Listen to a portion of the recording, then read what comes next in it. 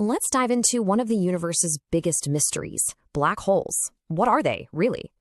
I mean, they barely make any sense at all. So, first big question, where do they even come from? And the other big one? What if you fell in? We're going to trace the entire life of a black hole. So, it all starts with a huge star. It's in this constant battle between gravity and fusion. But once that star makes iron in its core, fusion just stops. And suddenly, that balance is gone. If that star is big enough, its core collapses in on itself, and bam, a black hole is born. What we actually see is its event horizon. Think of it as the ultimate point of no return. And get this, they don't actually suck.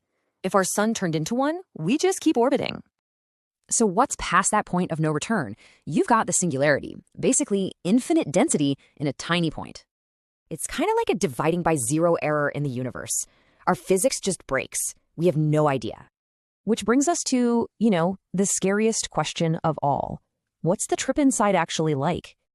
This is where time gets really weird. To someone watching, you'd freeze. But for you, you'd see the universe fast forward. Once you're past that event horizon, space itself is pulling you in. There's only one way to go, forward. So what happens next? Well, scientists have a couple of ideas, and neither one is good. First up, spaghettification.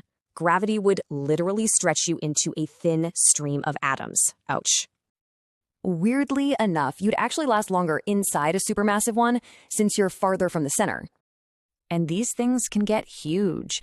The biggest one we know of is 40 billion times our sun's mass. But believe it or not, they don't last forever. They actually evaporate. Just really, really slowly. It's all thanks to Hawking radiation. Tiny particles pop into existence, and one escapes, stealing energy. Now, this starts off super slow, but as the black hole gets smaller, the process speeds up like crazy. And its very last second, a massive explosion, equal to billions of nuclear bombs going off at once. So, how long does all this take?